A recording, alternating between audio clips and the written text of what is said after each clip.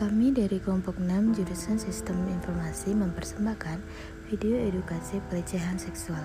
Hai semua, tahukah kamu mengenai pelecehan seksual?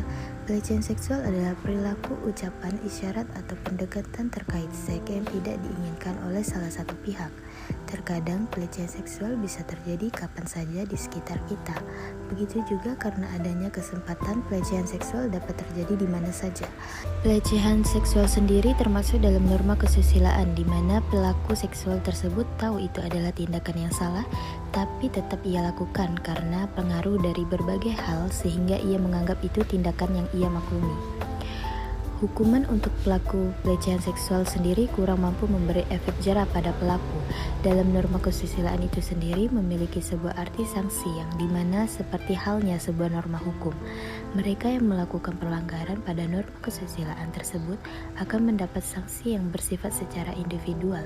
Sanksi tersebut adalah rasa malu yang dimiliki oleh manusia pada umumnya dan juga hukuman penjara tentunya.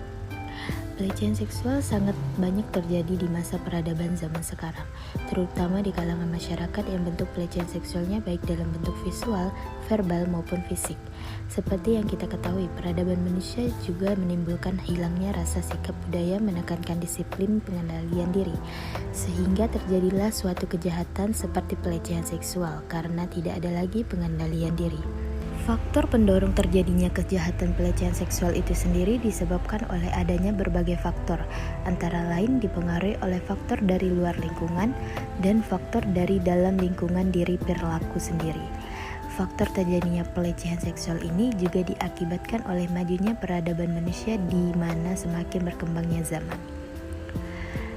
Dalam keadaan setara dan keadilan bagi setiap manusia tanpa memandang gender, suku, agama, status sosial, jika dilihat secara persamaan, pelecehan seksual tidak hanya terjadi kepada wanita, melainkan laki-laki juga mengalami pelecehan seksual. Kasus pelecehan seksual dan pemerkosaan disertai dengan sadisme dan pembunuhan terkuak cepat melalui berbagai media elektronik, digital, dan cetak. Sebagai gerakan kesetaraan dan keadilan, bahwa akar masalah menguat pelecehan seksual karena terjadi kurangnya edukasi terhadap remaja.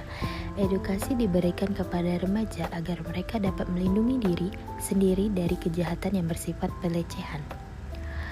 Pakaian bisa menjadi penyebab terjadinya pelecehan seksual karena adanya teknologi yang canggih dan masuknya budaya luar fashion ini berubah sangat drastis, di mana seharusnya anak-anak remaja masih dengan fashion mereka yang sopan dan tertutup, malah menjadi sebaliknya. Dampak dari masalah fashion ini tidak menutup kemungkinan seseorang melakukan pelecehan seksual baik secara virtual ataupun secara langsung karena tergiur dengan apa yang mereka lihat. Pelecehan seksual sering juga terjadi di sekitar kita dan bahkan pelecehan seksual juga terjadi di lingkungan kita, baik di lingkungan rumah, sekolah, bahkan di tempat-tempat ramai sekalipun.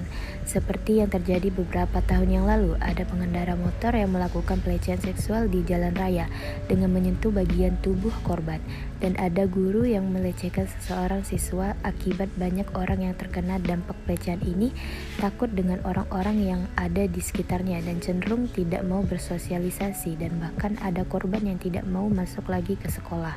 Rasa keingintahuan juga menjadi salah satu faktor terjadinya pelecehan seksual.